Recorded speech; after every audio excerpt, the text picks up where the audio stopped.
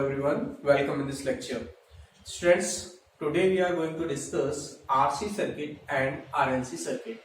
In the previous lecture, we have discussed simply a resistor circuit, inductor circuit and capacitor circuit and few basic terms like current, average value of alternating current, direct current and root mean square value of alternating current. तो सबसे पहले थोड़ा सा revise करते हैं और उसके बाद अपना जो टॉपिक है आज का today RC circuit and RLC circuit discuss करेंगे। ओके, तो सबसे पहले हमने डिस्कस किया था alternating current. So what is the alternating current? Alternating current is that current whose magnitude varies continuously but direction vary periodically. Direction तो periodically vary करती है, एक डेफिनेट टाइम इंटरवल के बाद वेरी करती है, चेंज हो जाती है, रिवर्स हो जाती है। और जो मैग्नीट्यूड है करंट का वो कंटिन्यूअसली वेरी करता है टाइम के रेस्पेक्ट में। तो टाइम के साथ साथ मैग्नीट्यूड तो कंटिन्यूअसली वेरी करता है और डायरेक्शन जो है वो एक डेफिनेट टाइम इंटरवल के बाद ही वेरी करती है, यानी चेंज हो जाती है। That current is known as the alternating current. Graphically इस तरीके से रिप्रेजेंट करते हैं इसको अल्टरनेटिंग करंट। ये क्या शो कर रहा है हमें ग्राफ? इसका जो मैग्नीट्यूड है टाइम के साथ साथ चेंज हो रहा है। देखो जैसे जैसे टाइम चेंज हो रहा है मैग्नीट्यूड कंटिन्यूअसली वेरी कर रहा है। ये देखो टाइम जैसे जैसे प्रोसीड हो रहा है, आगे इंक्रीज हो रहा है, वैसे वैसे इसका मैग्नीट्यूड वेरी कर रहा है। यहाँ पर तो मैग्नीट्यूड था इसका इतना है, यहाँ पे ये है मैग्नीट्यूड, यहाँ ये है, यहाँ पर ये है। तो मैग्नीट्यूड टाइम के रेस्पेक्ट में वेरी कर रहा है। यहाँ पर मैग्नीट्यूड ये, यहाँ मैग्नीट्यूड ये, यहाँ पर मैग्नीट्यूड ये। तो मैग्नीट्यूड चेंज हो रहा है और उसकी जो डायरेक्शन है वो यहाँ देखो इस टाइम इंटरवल पर चेंज हुई, फिर यहाँ पर चेंज हुई। ये तो कंप्लीट टाइम पीरियड है t/2 टाइम पीरियड के बाद इसकी डायरेक्शन क्या हो रही है? चेंज हो रही है। तो मैंने क्या बताया था आपको? The current whose magnitude varies continuously but direction changes after a certain time of interval or a definite time of interval। एक डेफिनेट टाइम इंटरवल के बाद ही डायरेक्शन चेंज होती है, लेकिन मैग्नीट्यूड कंटिन्यूअसली वेरी करता है। As the current is known as the alternating current। उस करंट को आप क्या कहते हो? Alternating current. Now direct current, इसकी इक्वेशन क्या होती है? इसकी इक्वेशन होती है IT equal to I0 sine of omega t. ठीक है, डायरेक्ट करंट क्या होता है? ये तो अल्टरनेटिंग करंट हो गया। Direct current is the current whose magnitude and direction do not varies with respect time। Time के साथ ना तो मैग्नीट्यूड वेरी करता है ना ही उसकी डायरेक्शन चेंज होती है। ऐसे करंट को हम क्या कहते हैं? डीसी करंट कहते हैं। ये है आईडीसी डायरेक्ट करंट। ठीक है, जैसे यहाँ पे ये I0, तो हर जगह देखो I0 ये ही मैग्नीट्यूड है इसका, चाहे यहाँ पे देखे, चाहे यहाँ देखो, चाहे यहाँ देखो, डायरेक्शन भी क्या है? वही है। तो डायरेक्शन और मैग्नीट्यूड दोनों में से कोई भी चीज वेरी नहीं करती है डायरेक्ट करंट में, लेकिन अल्टरनेटिंग करंट में दोनों ही वेरी करती है। मैग्नीट्यूड वेरी करता है और डायरेक्शन वेरी करती है, लेकिन डिफरेंस इतना है कि जो मैग्नीट्यूड है वो तो कंटिन्यूअसली वेरी करता ही रहता है, लेकिन डायरेक्शन एक सर्टेन टाइम इंटरवल के बाद ही चेंज होती है। ठीक है, आफ्टर दैट हमने डिस्कस किया था average value of alternating current. I average discuss किया था। फॉर्मूला याद है क्या किसी को? I average 1/t integration 0 to t IT into dt। IT की वैल्यू ये वाली यहाँ सब्स्टिट्यूट करोगे तो आपको क्या मिल जाता है? यहाँ से I average 0 to t I0 sign omega t dt। Integration करेंगे तब आपको आई एवरेज ऑब्टेन हो जाता है कितना? 0। ये तो एवरेज वैल्यू मिलती है आपको अल्टरनेटिंग करंट की। एक इंपॉर्टेंट डेरिवेशन हमने किया था root mean square value of alternating current. कैसे फाइंड आउट करते हैं? तो रूट मीन स्क्वायर वैल्यू का एक तो रिजल्ट याद रखो और किस तरीके से निकालते हैं वो भी ध्यान होना चाहिए आपको। I average equal to the root of 1/t 0 to t I square t dt। ये था हमारा इसका formula root mean square value alternating current का। और ऑब्टेन क्या हुआ था? रिजल्ट फाइनली क्या निकल के आया था? IRMS equal to I0 divide by root 2। मैंने आपको यहाँ पर ये भी चीज बताई थी कि चाहे IRMS पूछे या VRMS पूछे आपसे, मतलब करंट की रूट मीन स्क्वायर वैल्यू पूछे या अल्टरनेटिंग वोल्टेज के रूप में इसका वैल्यू पूछे तो केवल आई रिप्लेस होना है, बाकी सेम रहेगा। यहाँ से आ जाएगा VRMS इक्वल टू V0/2। ठीक है, तो ये वैल्यू आ जाएगी वोल्टेज की, ये वैल्यू किसकी थी, करंट की वैल्यू। ठीक है, तब उसके बाद हमने स्टार्ट किया था प्योरली रेजिस्टिव सर्किट। क्या डिस्कस किया था, प्योरली रेजिस्टिव सर्किट। तो सबसे पहले तो आप उसका डायग्राम प्लॉट करोगे। प्योरली रेजिस्टिव मींस केवल एक ही एलिमेंट होगा, रेजिस्टिव एलिमेंट ही होगा सर्किट के अंदर, बाकी कोई एलिमेंट नहीं होगा। रेजिस्टेंस लगा है और ये कोई अल्टरनेटिंग वोल्टेज अप्लाइड है, V equal to V0 sine of omega t. इसी इंस्टेंट पे इसमें करंट फ्लो हो रही है IT सपोज करो, या आई करंट मान लो, यहाँ पे करंट आई फ्लो हो रही है, ऐसे प्रेजेंट कर दो। आई करंट स्टेबलाइज है सर्किट में किसी इंस्टेंट पे। तो पहले इसकी थ्योरी लिखोगे, तब उसके बाद KVL लगाओगे, तो आपको यहाँ से क्या ऑब्टेन हुआ, दो equation V equal to V0 sine of omega t. एक इक्वेशन तो ये है ही, अल्टरनेटिव वोल्टेज अप्लाई किया था। एक करंट की इक्वेशन और निकल के आती है। करंट की इक्वेशन क्या निकल के आई थी यहाँ से, I equal to I0 sine of omega t. Purely resistive circuit के लिए यही निकल के आई थी। ठीक है, इन दोनों इक्वेशन से क्या कंक्लूजन निकल रहा है, क्या कंक्लूड करते हो आप, फेज देखो यहाँ पे वोल्टेज का और करंट का फेज क्या है, सेम है। यहाँ पर भी ओमेगा टी फेज है और यहाँ भी ओमेगा टी फेज ही है, तो दोनों में कोई फेज डिफरेंस नहीं है। फेज डिफरेंस क्या है, 0। It means in purely resistive circuit alternating current and alternating voltage always remains in the same phase। दोनों के दोनों कैसे रहते हैं, सेम फेज में रहते हैं। तो यहां तक डिस्कस करने के बाद इसका फेजर बनाओगे आप, तब ये कंप्लीट होता है आपका प्योरली रेजिस्टिव सर्किट। फिर हमने डिस्कस किया था purely inductive circuit. Purely inductive circuit में रेजिस्टेंस हटा देंगे, क्या लगा देंगे यहाँ, इंडक्टर लगा देंगे। प्योरली इंडक्टिव सर्किट कॉइल है, ये इंडक्टर लगा दिया, रेजिस्टेंस नहीं होगा। तो इसके केस में यहां आपको क्या ऑब्टेन हुई थी इक्वेशंस, इनमें ये इक्वेशंस ऑब्टेन हुई थी कि जो करंट है बेसिकली वो करंट लैग कर जाता है by the angle of π/2। Current lag करता है, वोल्टेज लीड करती है। कैसे निकाला था, V इक्वल टू LdI/dt से, क्योंकि फैराडेज का लॉ था इलेक्ट्रोमैग्नेटिक इंडक्शन के, फैराडेज सेकंड लॉ हमने अप्लाई किया, उससे हमने यहाँ इंडक्टर के एंड पर जो वोल्टेज जनरेट हो रही है, वोल्टेज ड्रॉप हो रहा है, वो वोल्टेज के लिए हमने कैलकुलेशन किया था। कैसे निकाला था, VL इक्वल टू इस तरीके से L, या V equal to LdI/dt। L inductor है यहाँ पे, इसको इधर ले आओगे तो VDT इक्वल टू LdI। ठीक, तो यहां से L को भी इधर ले आओ, V की वैल्यू dt यहाँ पे आ जाएगा, तो इसको हम इंटीग्रेट कर देंगे, V की वैल्यू रख देंगे और L इधर आ जाएगा। तो क्या मिलेगा आपको, V0 sine of omega t dt equal to integration L नीचे ले आओ यहाँ, I dt di, सॉरी यहाँ पे di है।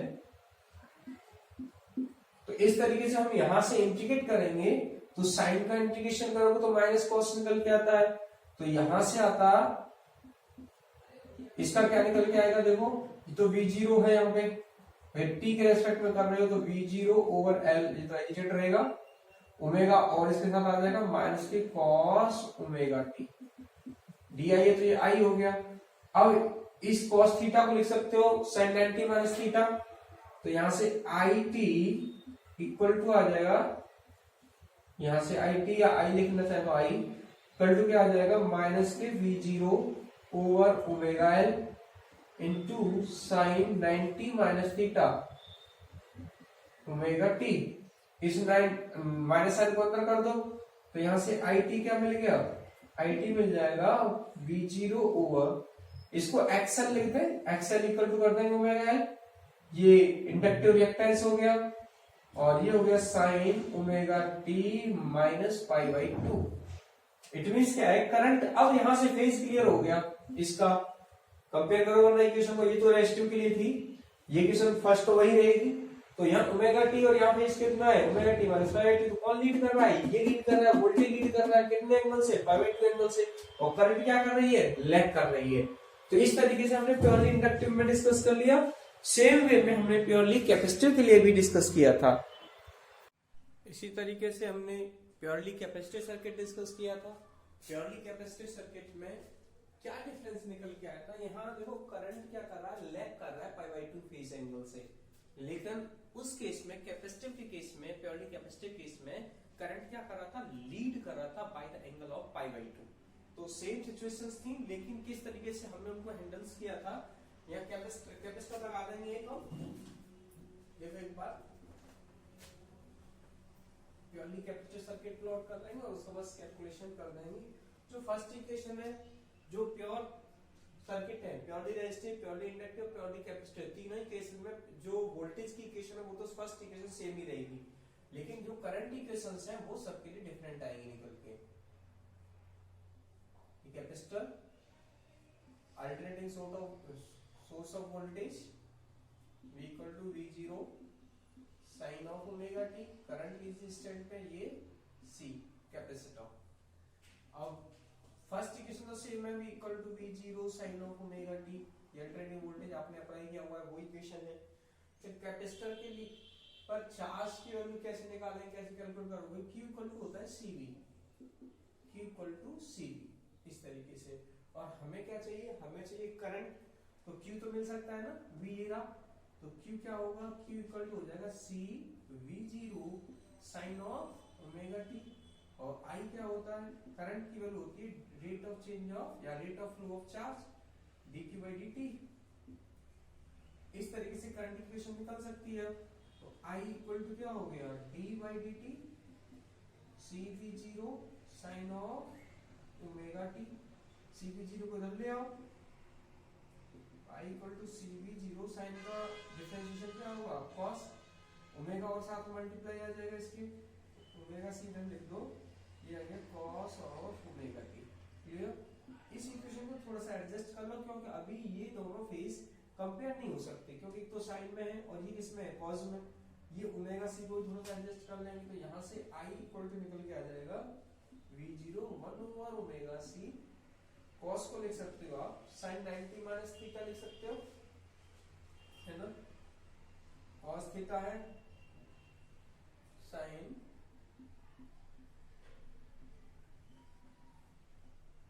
90 प्लस थीटा कर दो आप इसको, पाई by two plus omega T, कुछ इसका मीनिंग वही है ना, साइन 90 प्लस थीटा क्या होता है, कॉस थीटा, यानी कॉस को मैंने केवल चेंज किया है इसमें साइन के फॉर्म में। तो ये यहां से मिलेगा तुमको इक्वेशन I इक्वल टू, ये I0 बन जाएगी complete term sine of omega t plus pi by two. Clear? तो इस तरीके से हम इसको यहाँ नोटिफाई कर सकते हैं। तो ये क्या हुआ, करंट क्या कर रहा है, बेसिकली अब लीड कर रहा है by the angle of pi by to, current lead कर रहा है। पहले क्या कर रहा था, करंट लैग कर रहा था कितने से, पाई बाई टू एंगल से। क्लियर हो गया? तो इस तरीके से हम यहाँ पे करंट की इक्वेशन निकालते हैं और एक वोल्टेज इक्वेशन, फिर हम इसका फेजर डायग्राम प्लॉट करते हैं। ठीक है? अब इसके बाद हमने कॉम्बिनेशनल सर्किट डिस्कस किया था, वो भी आरएल सर्किट डिस्कस किया था। कौन सा, आरएल, रेजिस्टर लगा होगा और एक इंडक्टर लगा होगा जिसमें। तो अब हम इसको कैसे सॉल्व करते हैं, जिसमें कॉम्बिनेशनल सर्किट आ जाते हैं, उनको कैसे डिस्कस करेंगे। पहले एक की बात करते हैं, जैसे प्योरली रेजिस्टिव सर्किट, रेजिस्टेंस लगाए ना, तो प्योरली रेजिस्टिव की तरह केस कंसीडर करेंगे, और जो कैपेसिटर है तो कैपेसिटर का केस कंसीडर करेंगे कि प्योरली कैपेसिटर केस होता था तब क्या कंडीशन जनरेट होती थी, उनकी हेल्प से वह फेजर डायग्राम बना लेते हैं, और फिर उनका जो रिजल्टेंट वोल्टेज डायग्राम है वो प्लॉट करते हैं, और उसकी हेल्प से नेट वोल्टेज निकालते हैं, कितना वोल्टेज निकल के आ रहा है, फिर उसका हम फेजर डायग्राम प्लॉट कर लेते हैं और उसी से फेज एंगल प्लॉट करते हैं। जैसे डिस्कस करते हैं, आरएल सर्किट आपने डिस्कस किया हुआ पहले, आरएल रेजिस्टेंस हो गया, एक कॉइल इंडक्टर हो गया, अल्टरनेटिंग वोल्टेज अप्लाई किए यहाँ पे आर, और ये एल, करंट फ्लो हो रहा है let I, V equal to V0 sine of omega t. तो थ्योरी तो वही है, इसकी सिंपल थ्योरी लिख लोगे, फिर हमें इसमें क्या कैलकुलेशंस करने हैं। पहले रेजिस्टिव का केस की बात करोगे, इन प्योरली रेजिस्टिव सर्किट, ठीक है, in purely resistive circuit, in purely resistive circuit क्या होगा, voltage and current always remains in the same phase, voltage and current always remains in the same phase. So क्या लिखेंगे, पहले VOR लिख देंगे, voltage across the resistor VOR equal to होगा यहाँ पे voltage I0 into R। Clear? और इसका फेजर ये हो जाएगा यहाँ पे इस तरीके से, करंट भी यहीं पे और ये वोल्टेज हो गया इसका, ये फेजर हो गया। इसी तरीके से इंडक्टर के लिए, फॉर इंडक्टर की केस की थ्योरी लिखोगे, as we know in purely inductive circuit voltage leads by an angle pi by 2 with the current, current से वोल्टेज लीड करती है। तो V1 क्या होगा I0 इंटू XL, और इसका डायग्राम बनाएंगे तो ये I0 तो इधर होगा करंट, और ये VOL इस साइड होगा यहाँ पे। नेट रेजल्टेंट वोल्टेज डायग्राम बनाएंगे, resultant voltage diagram, resultant voltage diagram plot करेंगे तो इनके बेस पे करेंगे यहाँ पे, ठीक है। तो ये तो आ जाएगा इस साइड, तो VOL हो जाएगा यहाँ, और इधर हो जाएगा ये VOR, ठीक। अब यहाँ पैरेललोग्राम प्लॉट कर लो, ये पैरेललोग्राम प्लॉट कर लिए तो ये होगा रिजल्टेंट यहाँ VORL, इन दोनों के अक्रॉस जो नेट वोल्टेज ड्रॉप है VORL। ऐसा नहीं है कि आप एल्जेब्रिकली लिख दें इसको, VORL क्या होगा, VORL ऐसे हो गया VOR प्लस VOL, नहीं, वेक्टर क्वांटिटीज है, इस तरीके से वेक्टर फॉर्म में इनका एडिशन होगा यहाँ पे, ठीक है। तो ये VORL हो गया यहाँ से, तो इस तरीके से, और ये एंगल यहाँ पे फाई ले लेंगे। अब पाइथागोरस थ्योरम का यूज करके VORL निकालना है, root of VOL square plus VOR square, इससे आपको Z मिल जाएगा, फाई मिल जाएगा, फेजर एंगल मिल जाएगा। फिर आप उससे इंपीडेंस डायग्राम प्लॉट कर लेंगे, और उससे ही फेजर डायग्राम भी प्लॉट कर लेते हैं। तो हमने ऑलमोस्ट यहाँ तक सारा कंप्लीट कर लिया, जो हमने प्रीवियस स्टडी की थी वो यहीं तक हमने किया है। आप इसमें न्यूमेरिकल्स प्रॉब्लम्स होंगी, कहीं पे फेज एंगल पूछा जाए, कहीं पे एक्सेल की वैल्यू दे दी जाए, तो इंपीडेंस पूछा जाए, रेजिस्टिव सर्किट हो, इंडक्टिव सर्किट हो या कैपेसिटिव सर्किट कॉम्बिनेशनल हो, वहां पे आपसे इंपीडेंस पूछ लिया जाए, करंट की वैल्यू पूछ लिया जाए, तो वो आप इन तरीके इससे यहाँ पे कैलकुलेट करेंगे।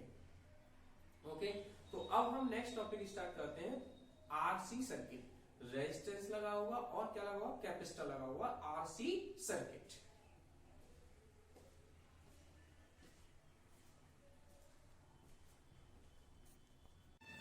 तो अब डिस्कस करते हैं RC circuit. Resistance and capacitance elements are used in the circuit. सबसे पहले सर्किट ड्रॉ कर लेते हैं, रेजिस्टेंस और ये capacitor, alternating source of voltage,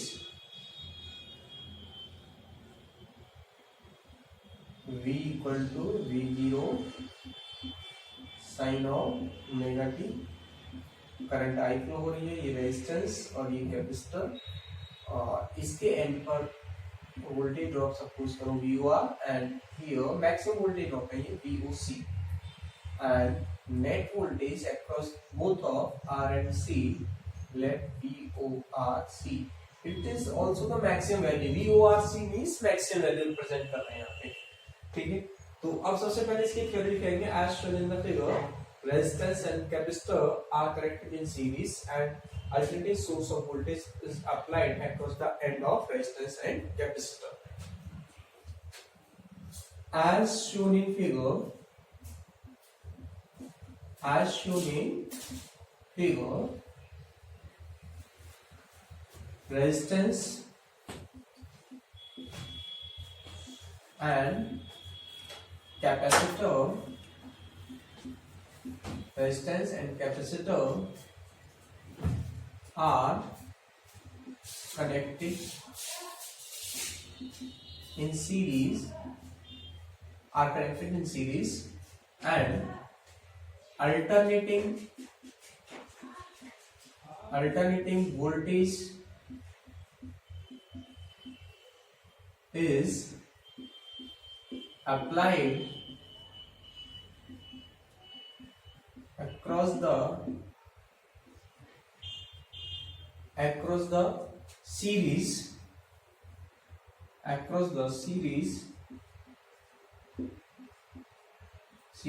RC circuit.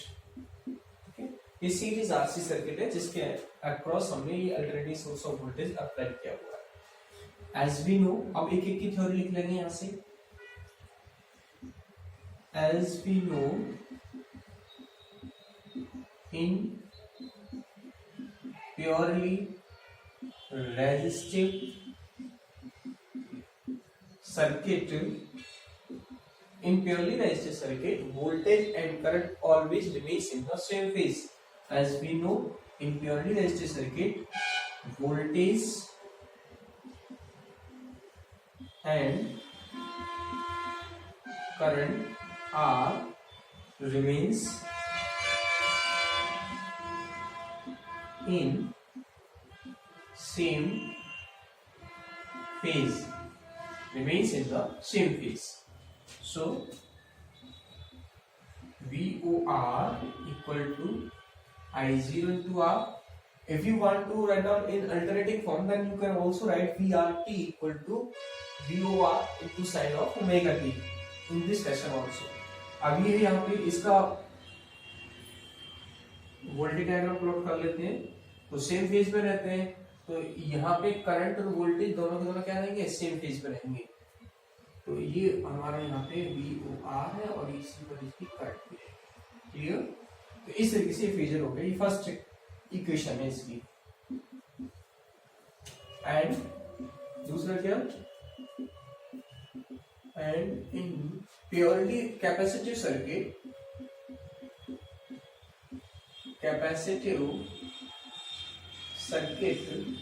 Purely capacitive circuit की बात की जाती है तो करंट लीड करता है किससे, वोल्टेज से. In purely capacitive circuit current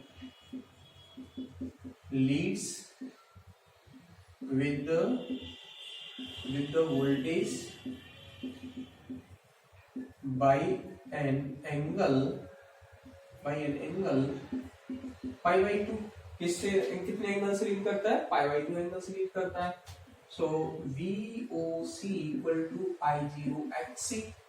कौन लीड कर रहा है, करंट लीड कर रहा है, और वोल्टेज क्या कर रहा है, लैग कर रहा है. तो करंट की इक्वेशन दे रही, करंट के लिए वोल्टेज, और वोल्टेज ये होगा इसका VOC. अब क्या होगा, करंट तो लीड कर रहा है ना पाई बाई 2 एंगल से, और वोल्टेज क्या कर रहा है, voltage across the ends of capacitor lag कर गया. ठीक है, तो वोल्टेज तो लैग कर गया और करंट क्या कर रहा है, लीड कर रहा है. तो ये है इस तरीके से.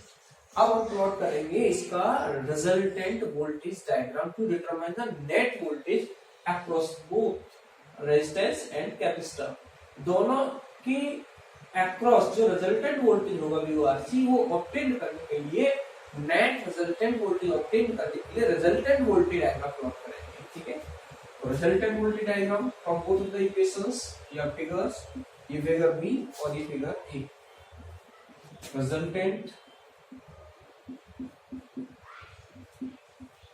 Voltage diagram from figure A and B, दोनों ही डायग्राम से की हेल्प से बनाएंगे. तो ये VOR इधर दिखा देंगे और VOC किधर चला जाएगा, नीचे चला जाएगा. तो इस तरीके से ये तो हो गया VOR.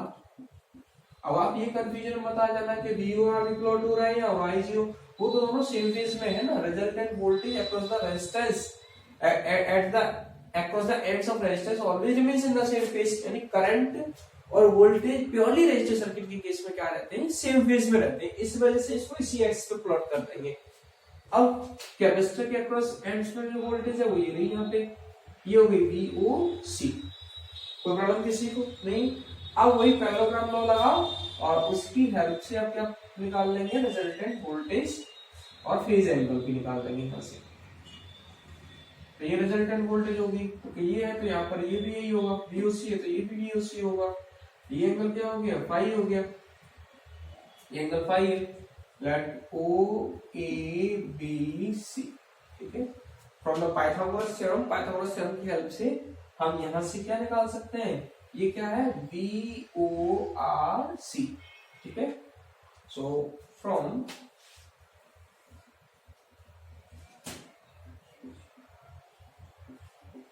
Pythagoras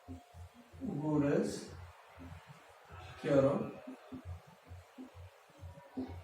VORC equal to root of root of ये वी ओ आर का स्क्वायर, ये वी ओ आर है यहाँ, और V O C, root of U R plus PUC का होल स्क्वायर, दोनों 90 डिग्री के एंगल पर है। सब्स्टिट्यूट करो वैल्यूज को, वी ओ आर की वैल्यू भी सब्स्टिट्यूट करो और वी ओ सी की। वी ओ आर क्या है, I zero square R square plus ये हो जाएगा I zero square X square, I zero बाहर ले सकते हो, V O R C equal to I zero root of R square plus X square. ठीक है, तो यहां से इसको नीचे ले आओ, तो V O R C over I zero equal to हो गया root of R square plus X square, X square. ये जो टर्म है ये क्या डिफाइन कर रही है, ये रेजिस्टेंस बता रही है, जिसको क्या कहते हैं, इम्पीडेंस कहते हैं। क्या है ये, impedance, impedance Z। So Z equal to हो गया ये root of R square plus X square. क्या ऑब्टेन हो गया आपको यहाँ से, इम्पीडेंस ऑब्टेन हो गया, जिसकी value Z equal to root of R square plus X square.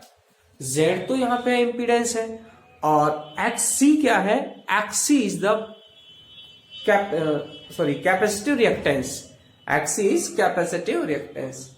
अब ये जो आपको यहाँ वोल्टेज डायग्राम बनाया था, इससे आप फेज एंगल भी प्लॉट कर सकते हो, फेज एंगल निकाल सकते हो। tan phi की वैल्यू क्या होगी यहाँ से, from right angle triangle this one, इससे निकाल लेंगे हम। अब यहां से इरेज कर रहे हैं इसको, देखो tan phi बताओ, वहां से right angle triangle O A B से क्या आएगा,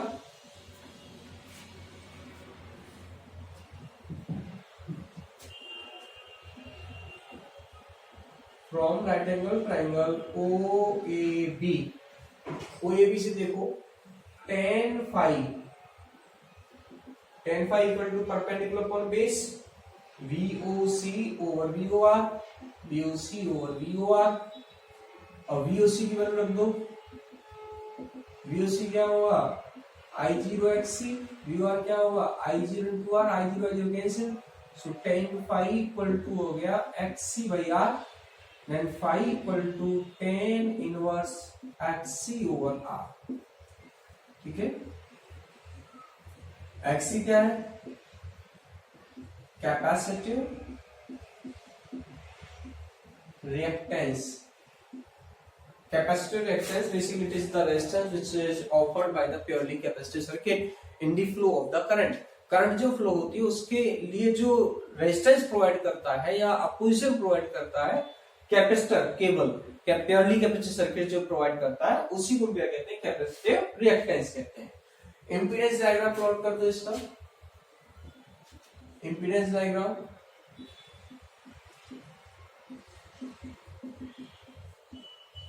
इम्पीडेंस डायग्राम प्लॉट करेंगे तो यहीं से प्लॉट हो जाएगा इम्पीडेंस डायग्राम। किस तरीके से आएगा देखो, ये तो हो गया R, क्लियर, और ये R हो गया, ये हो गया XC, ये XC हो गया, और ये हो गया Z। यहाँ पे Z equal to root of R square plus X square, ये एंगल हो गया क्या, 5। इस तरीके से क्लियर हो गया। तो इस तरीके से हमारे पास ये क्या है, इम्पीडेंस डायग्राम है। अब फेजर डायग्राम बनाना है हमें, क्या बनाना है, फेजर डायग्राम। तो फेजर डायग्राम बनाने के लिए हमें क्या देखना होता है, सबसे पहले ये देखना है आपको कि कौन सी term omega T angle form कर रही है, कौन सी term omega T angle form कर रही है, तो अल्टरनेटिंग फॉर्म कर रही है। अब VORC क्या करेगी, VORC जो है वो फाई एंगल फॉर्म कर रही है, किससे, जो VOR है उससे, देखो ये फाई एंगल फॉर्म कर रही है VORC। तो अब हमें क्या करना है कि इससे, ये जो है इससे VOR से इसको फाई एंगल लीड करा देना है। कितना लीड कराना है, फाई एंगल लीड करा देना है इससे। तो यहां से फेज एंगल मिल गया आपको, उसके बाद आप फेजर इजीली प्लॉट कर सकते हो। अब एक चीज ध्यान देना है आपको यहाँ पे कि जो purely resistive, purely capacitive, purely inductive circuit जो आते थे उसमें तो आसानी से आप ये बताते थे कि करंट लीड करेगा, वोल्टेज लीड करेगा, कौन लीड कर रहा है, कौन लैग कर रहा है, क्लियर।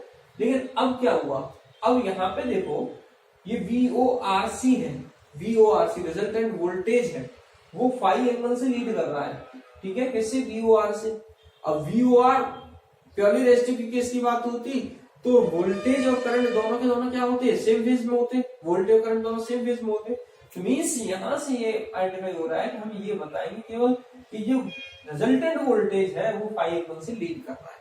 हमें ये नहीं पता कि आगे करंट क्या कर रहा है, करंट लीड करेगा क्या करेगा, हमें कुछ नहीं पता इसके बारे में। हम इस तरीके से इक्वेशन भी नोट कर सकते हैं, V R C into t equal to V O R C sine of omega t plus five. ये क्या है, ये रजिस्टर, ये है वोल्टेज, रिजल्टेंट वोल्टेज है अल्टरनेटिंग फॉर्म में V O R C sine of omega t plus five. क्यों, क्या, क्योंकि ये फाइव एंगल से लीड करेगा। वैसे आपसे इक्वेशन पूछी नहीं जाएगी, आपको तो केवल यहां तक लिखना होगा, लेकिन मैंने आपकी कंफर्मेशन के लिए कि अब क्या हुआ, हम इससे क्या ऑब्टेन हो रहा है, तो आपको इस डायग्राम से ये पता लग गया कि वी ओ आर सी जो है वो फाइव एंगल से लीड कर गया।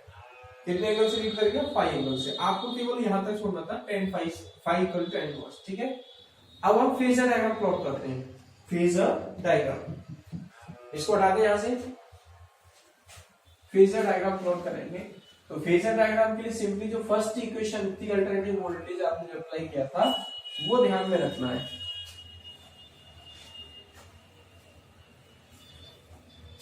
फेजर डायग्राम, ये लास्ट स्टेप होता है हमारा फेजर डायग्राम का। फेजर डायग्राम, फेजर डायग्राम कैसे प्लॉट करेंगे, देखो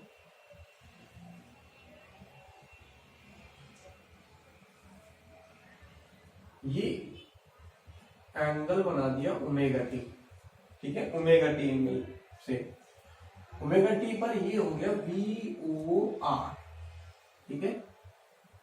अब वी ओ आर, तो इससे ओमेगा टी एंगल बना रहा है यहां पे, और अभी ये जो आपको प्लॉट हुआ था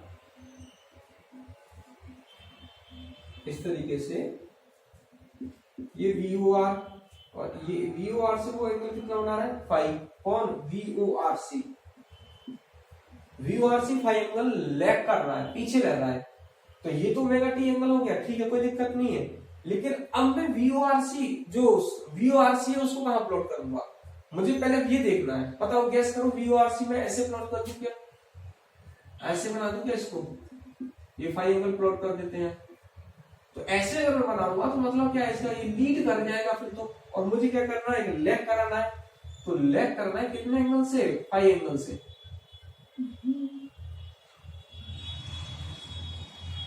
तो इस तरीके से बनाएंगे आप यहां,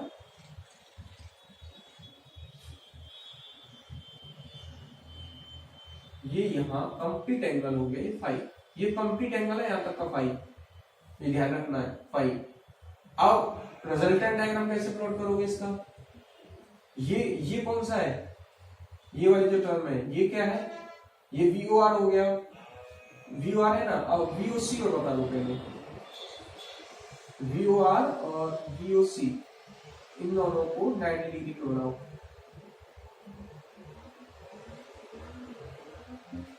वी ओ सी ये हो गया। अब ये यहां से पैरेललोग्राम बना लीजिए आप, थोड़ा सा सही कर दीजिए इसको,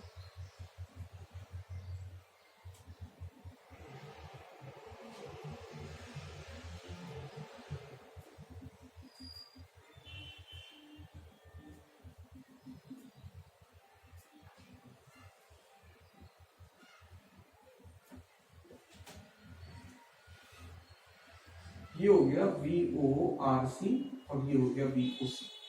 समझ में आया क्या आपको, नहीं आया, दोबारा से देखो,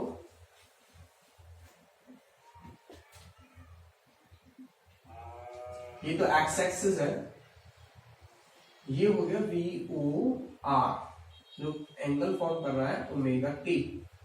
अब वी ओ सी से 90 डिग्री पर आएगा, वी ओ सी कैसे था, देखो यहाँ इस तरीके से, तो 90 डिग्री पे प्लॉट करो उसको, इसके साथ 90 डिग्री फॉर्म करते हुए,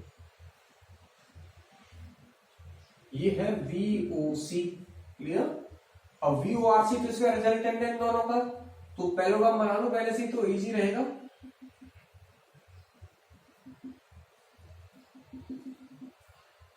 इस तरीके से, तो अब ये आ गया यहां से ये, और ये हो गया वी ओ आर सी, और ध्यान देना, लेकिन ये एंगल यहाँ तक ये केवल ओमेगा टी, और जो कंप्लीट एंगल है यहाँ से यहाँ तक का वो एंगल क्या है, ये एंगल है फाई।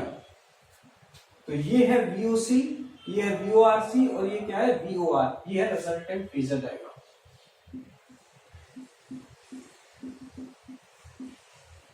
क्लियर हो गया?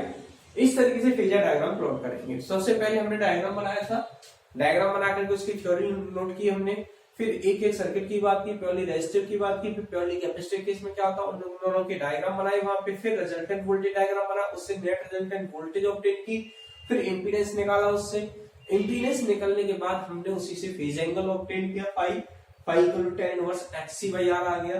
फिर उसके बाद हमने यहाँ पे इंपीडेंस डायग्राम प्लॉट किया और ये फेजर डायग्राम प्लॉट कर दिया। ठीक है, तो यही हमें डिस्कस करना था यहाँ तक फेजर डायग्राम का। क्लियर हो गया?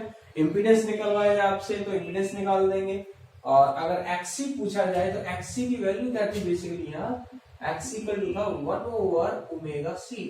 क्या है XC इक्वल टू हमने लेट किया है 1/ओमेगा-C, तभी तो ओमेगा-C तो ऊपर आ रहा था, तो नीचे जाएगा वो, तो XC इक्वल टू क्या लेट किया हमने 1/ओमेगा-C। अब हम डिस्कस करेंगे सीरीज RLC सर्किट और LCR सर्किट, LCR भी बोल देता हूं, RCL भी बोल देता हूं उसको। तो series RLC circuit, let's see series RLC circuit. So let's discuss series RLC circuit. अब RLC सर्किट का मीन्स क्या है? एक ऐसा सर्किट है ये जिसमें रेजिस्टेंस भी लगा हुआ, इंडक्टर भी होगा और कैपेसिटर भी होगा। तो अब पहले तो दो का कॉम्बिनेशन पढ़ा आपने, तो जैसे आपने प्योरली रेजिस्टिव सर्किट का हर एक केस में डिस्कशन किया है, वैसे ही यहाँ भी सभी प्योरली रेजिस्टिव सर्किट को भी डिस्कस करेंगे, प्योरली इंडक्टिव सर्किट को भी डिस्कस करेंगे, प्योरली कैपेसिटिव सर्किट। डिस्कस में क्या कहोगे आप ये कहने वाले हो कि जब प्योर रेजिस्टिव सर्किट होता है तब वोल्टेज करंट कौन लीड लैग करता है, सेम वे में इंडक्टर के केस में कौन लीड लैग करता है एंड कैपेसिटिव केस में कौन लीड लैग करता है, उनसे उसके वोल्टेज डायग्राम बनाओगे और नेट रिजल्टेंट वोल्टेज डायग्राम बनाओगे, जिससे हमें रिजल्टेंट वोल्टेज ऑब्टेन हो जाए RLC सर्किट के अक्रॉस जो तीनों एलिमेंट लगे हैं, resistance, inductor and capacitor. So let's plot the first diagram RLC circuit, and this one is the resistance, inductor and capacitor. All three elements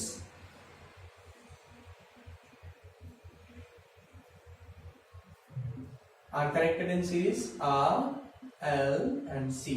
This voltage across the resistance is VOR, voltage across the inductor VOL, and voltage across the capacitor is VOC. And net voltage across RLC is VORLC. O का मतलब तो आपको समझ में आ गया होगा, VO means क्या है, यहाँ ये मैक्सिमम वोल्टेज को रिप्रेजेंट कर रहा है VOR। ऐसे ये maximum voltage across the inductor, maximum voltage across the ends of capacitor, and it is the net maximum voltage across R, L and C. Okay, so let's write the theory of this circuit as shown in figure. As shown in figure, resistance R, inductor L and capacitor C. Resistance R, inductor L and capacitor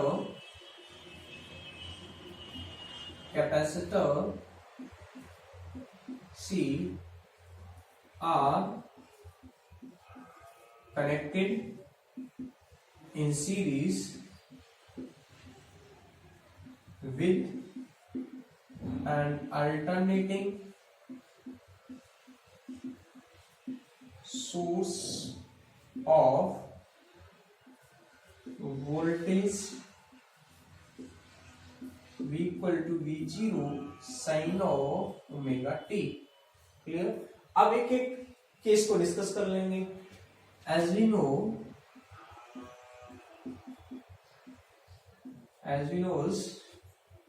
in purely resistive circuit,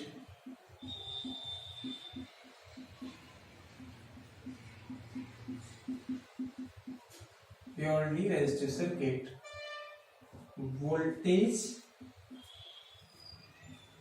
and current are remains in same phase, remains in the same phase, same phase में रहते हैं. So VOR equal to I0. वही same thing है, हमने voltage diagram plot कर दिया इसका.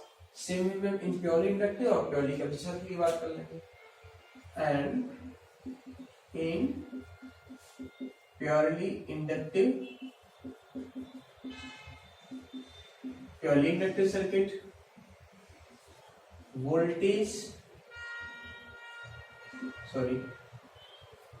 voltage leads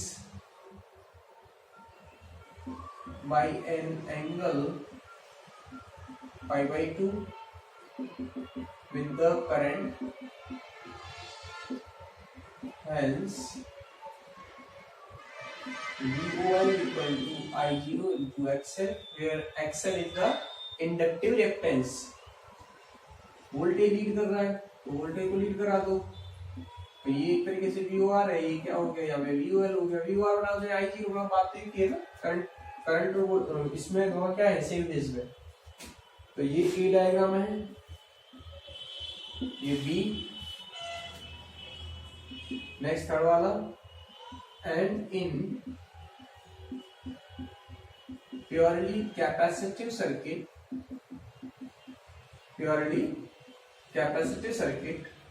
क्या जानते हो आप, प्योरली कैपेसिटिव सर्किट में करंट लीड करता है by the angle pi by 2 with the voltage. Current Leeds by an angle pi by 2 with voltage across the ends of capacitor. So VOC equal to I0 into XC, where XC is capacitive reactance. कौन lead कर रहा है, current lead कर रहा है. तो ये हो गया यहाँ पे, ये तो VOC हो गया और ये VOR हो गया. एक तरीके से करंट बना चाहो करंट बना सकते, कोई दिक्कत नहीं है. ठीक है, इससे शो हो गया कि हमारा पाई बाय 2 एंगल से वहां पर वो लैग कर गया वोल्टेज, और करंट लीड कर गया. यहाँ पे वोल्टेज लीड कर गया, करंट लैग कर गया. ठीक है, ये तीन फिगर बनी. So from figure A, B and C और plotting the resultant voltage diagram.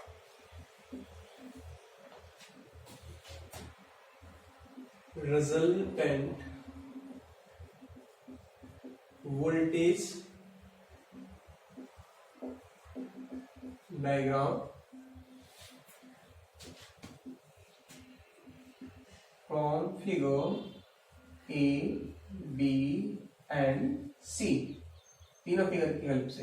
लेकिन एक चीज ध्यान रखना है यहाँ पे आपको. देखो अब मेरे सामने क्या प्रॉब्लम आने वाली है हम सबके सामने, कि देखो यहाँ VOC डाउनवर्ड है, VOR ये सॉरी VOR नहीं है, ये VOL, सॉरी क्या टर्म थी, VOL. सो VOL. अब VOC तो डाउनवर्ड है और VOL क्या है, अपवर्ड है. मतलब एक ही एक्सिस पर शो हो रही है VOL और VOC. इट मींस एक की वैल्यू नेगेटिव होगी, एक की वैल्यू क्या होगी, पॉजिटिव होगी. अगर पॉजिटिव वैल्यू ज्यादा है तो इन दोनों का रिजल्टेंट अपवर्ड आ जाएगा, अगर नेगेटिव वैल्यू ज्यादा है तो नीचे की ओर चला जाएगा. बात तो ये ना, ऐसा तो है नहीं कि आप यहाँ VOL भी दिखा दो और इधर VOC भी दिखा दो. नहीं, सेम थिंग है ना. एक ही एक्सिस पे दिखा रहे हो तो या तो नेगेटिव वैल्यू ज्यादा होगी तो नेगेटिव की ओर चला जाएगा नेट रिजल्टेंट. अगर पॉजिटिव वैल्यू ज्यादा है तो रिजल्टेंट अपवर्ड डायरेक्शन में आ जाएगा. ठीक है ना. जैसे इसका अपवर्ड पॉजिटिव वाई एक्सिस में ज्यादा है तो पॉजिटिव वाई एक्सिस में रिजल्टेंट होगा इसका, इन दोनों कॉम्बिनेशन का, VOL और VOC का. और नेगेटिव VOC की वैल्यू अगर ज्यादा है तो रिजल्टेंट भी इन दोनों का कहां होगा, डाउनवर्ड नेगेटिव वाई एक्सिस की ओर होगा. ठीक है, तो उसके लिए हम यहाँ क्या करेंगे, यहाँ पे केस कंसीडर कर लेंगे XL is greater than XC. XL greater than XC का मतलब क्या है, प्योरली इंडक्टिव रिएक्टेंस की वैल्यू ज्यादा है कैपेसिटिव से, प्योरली कैपेसिटिव रिएक्टेंस से. कैपेसिटिव रिएक्टेंस से इंडक्टिव रिएक्टेंस की वैल्यू ज्यादा है. इंडक्टिव रिएक्टेंस की वैल्यू कैपेसिटिव रिएक्टेंस से ज्यादा है तो वोल्टेज भी यहाँ ज्यादा होगा. एक VOL है वो ग्रेटर है और VOC की वैल्यू से इसको यहाँ से लो, ऐसा करो नीचे.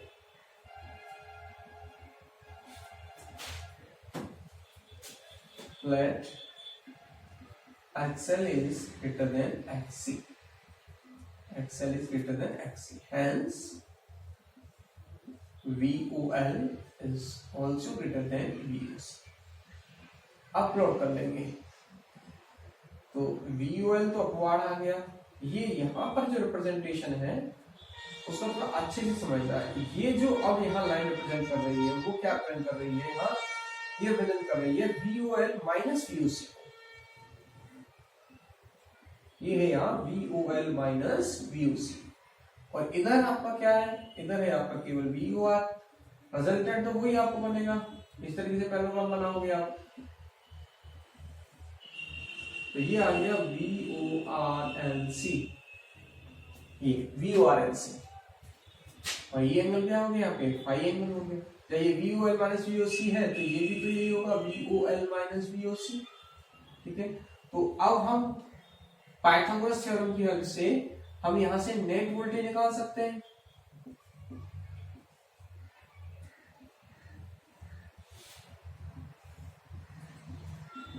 From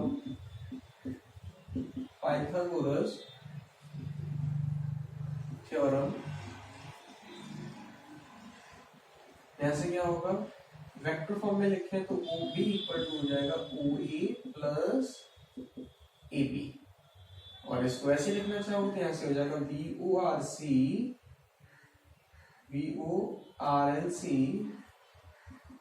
root of VOR square plus VOL minus VOC का होल स्क्वायर।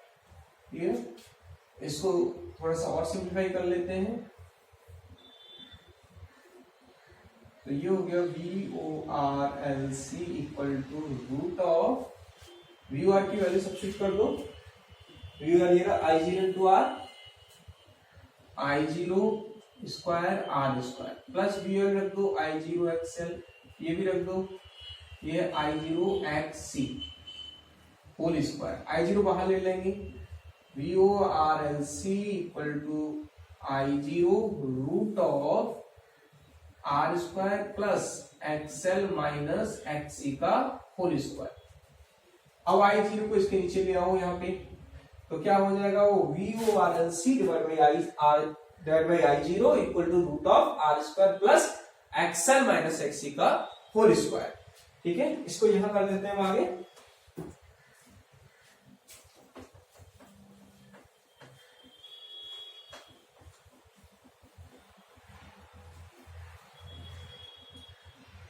तो I0 को इधर ले आओ, VORLC ओवर I0, उधर क्या रह गया, root of R square plus XL minus XC का होल स्क्वायर।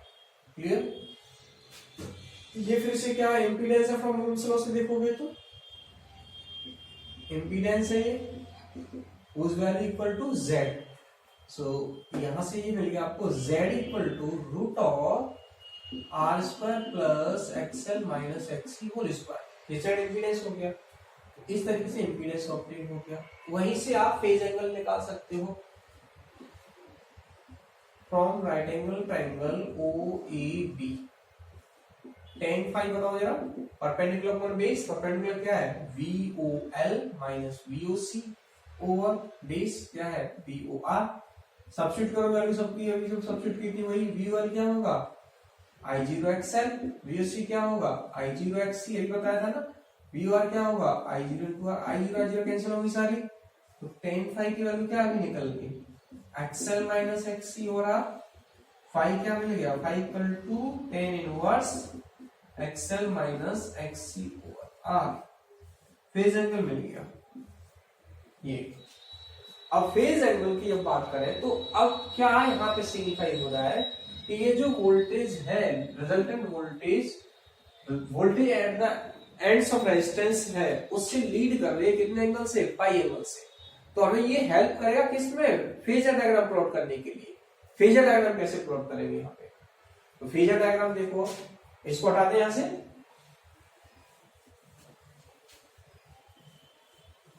सार में यही करना है आपको, बहुत सिंपल है।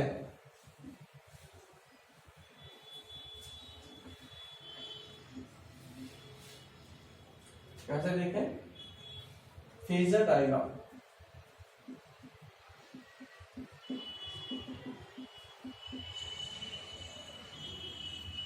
फेजर डायग्राम प्लॉट करेंगे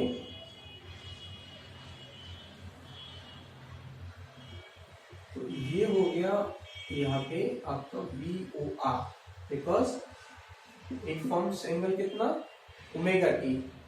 सो VOR इक्वल ये हो गया ओमेगा टी एंगल फॉर्म कर दिया। अब इससे फाई एंगल लीड करना चाहिए, कितना, फाई एंगल लीड करेगा VOR से, और उससे 90 डिग्री पर होना चाहिए VOL माइनस VOC। इससे 90 डिग्री पर तो कर दो पहले VOL माइनस VOC, ये कर दिया। ये क्या है, ये है VOL माइनस VOC, 90 डिग्री का एंगल है, यहाँ पे ध्यान रखना। अब इससे लीड कराओ कितना, फाई एंगल लीड कराओ। तो पहले हम पैरेललोग्राम बना लें, जिससे कि हमें थोड़ा सा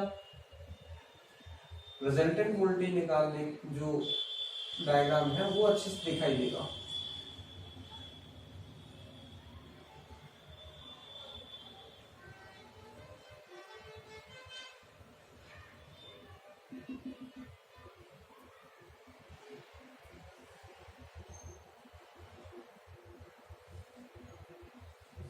ये हो गया VORLC, और ये एंगल यहां तक का है फाई, ये एक्स एक्सिस बना, तो ये है फेजर डायग्राम।